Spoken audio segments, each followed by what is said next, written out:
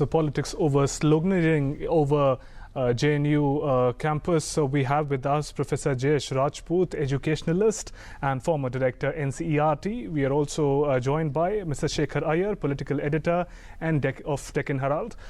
We'll begin the discussion with the idea that JNU has always been the center of excellence for both academics as well as political activism. But in this case, they seem to have gone a little too far. Yes, they have. And it is not for the first time. Now it has attracted the attention of the entire country, but things have been simmering. I was head of the NCERT for 5 years, and I have seen how they attacked what they call the saffronization. Now, gradually, slowly, these things have been developing. And I would say that the administration, the management systems of the JNU failed to check up how serious the situations were developing. Right.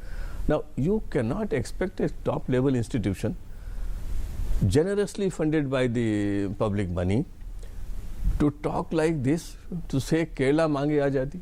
I am surprised, what are they going to do? Now, I have dealt with young persons. I know what is the meaning of freedom of expression. You invite people from all the disciplines, all the areas, all the ideologies, and allow them the same amount of liberty to put up their viewpoint. Has it ever happened in JNU? No. A certain ideology will dominate, others will not be allowed to enter, otherwise there will be clashes. Same thing is happening. Now, I see that this trend is not emanating from the young men who are studying there.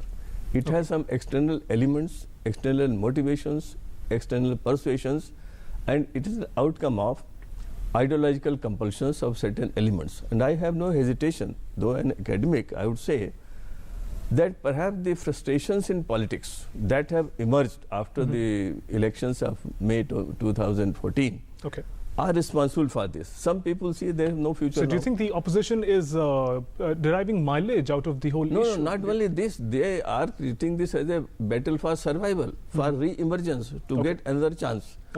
And I am so sad to see that these people do not consider how they are damaging the young generation that will take the reins of the country tomorrow. That is not ethically correct, morally right. It is not. Somehow you go fight your politics with politicians in your own way, but don't use young people like this. And this is what is happening in JNU. Right, Mr. Iyer, I'll come to you. The whole idea of freedom of speech, it comes up quite often. Does it have a context that students should understand? Does it have a limit when we talk about India as a nation? In that context, does freedom of speech, should one keep in mind the limits that may be there? I mean, you see, I'm just asking this question. Is it possible, say, in Harvard or in Stanford, you will have a demonstration hailing Osama bin Laden? Or in, say, in university, say in Paris. Right. Can you have a demonstration or a slogan shouting or a meeting hailing the attackers who put Paris under siege? I mean, this is not about freedom of expression. Unfortunately, as Professor Rajput mentioned, you are using students for your politics. And this is, the issue is not about what is happening inside JNU. This is about much larger thing. Are we also looking at the students as some kind of victims? No, you see, take for instance what happened in University of Hyderabad.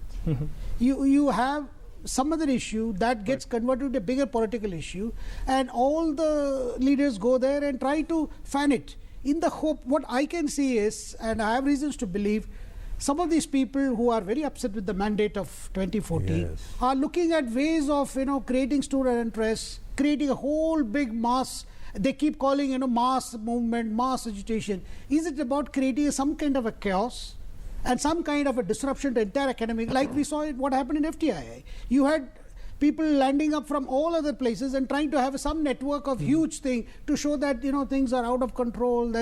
Because there is a political design. There can be a political design. I mean, I am not saying that, but there is a parameter under which you do your politics. You can't, allow these people now, if these are outsiders who have come and raised slogans about Pakistan Zindabad and Azadi and whatnot, tukde tukde ho jaye. No, who has allowed them to come in there? If they are not students of JNU, who are they?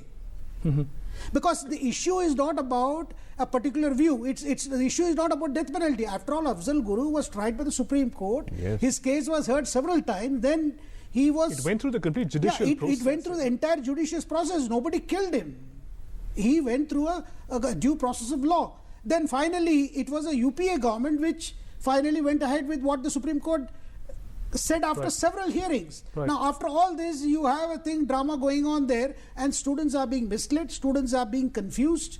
And the unfortunate part is, some of the teachers are also joining this in the thinking that this is all about the autonomy of JNU, about the academic thing. See, JNU still stands out as one of a center of excellence. And huge taxpayers' money is going there in form of subsidy, and essentially today, if you look at even the admission process, is to encourage students from the backward states.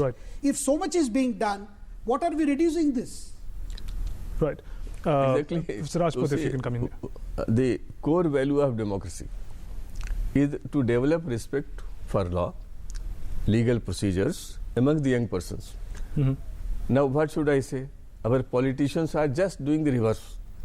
And I must say, the academic faculty of the JNU, they should also consider, have they failed in developing respect for law, respect for legal procedures.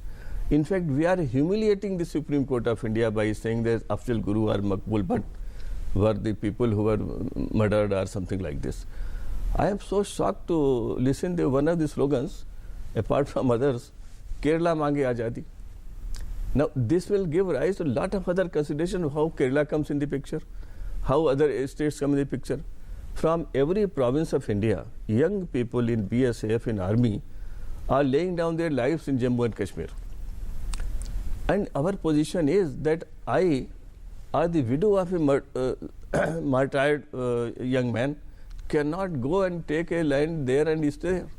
Now, as a matter of fact, the Jammu and Kashmir government should respect them. That type of thing, those values we have now developed under some conditions, whatever they may be. As a common citizen, I think, why should I have so much of alienation? Why should I be barred on certain counts and such situations will result? We must find out ways and means to see that such tendencies and those who are responsible for this are taken to task. At this stage, I have met many young people in institutions during these 2-3 days, and I find everybody so angry and anguished. And Professor Rajput, if you can tell us, it's one thing to have a clear political thought, understand how political ideologies operate. It's quite another to indulge in hardcore politics, have hardcore politicians in your campus. As an academician, how serious do you see this issue to be? No, I have seen, for the last 3 decades, the students' unions, when political parties openly go and spend money and persuade their own ideologies, we had to go to Mr. Lingdo, and the Lingdo committee came. The unions, we thought there would be some sanitization, but the politicians would not allow that.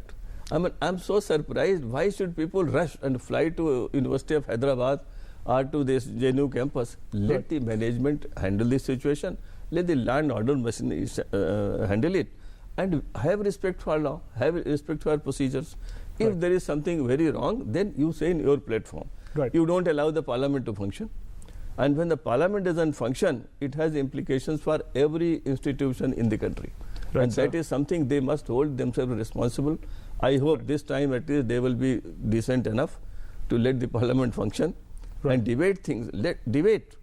But don't set up bad examples before young persons. That is what is happening. A bad example should not be set in front of young persons, especially students, like students from JNU. Meanwhile, thank you very much, both of you, for joining us in this discussion today.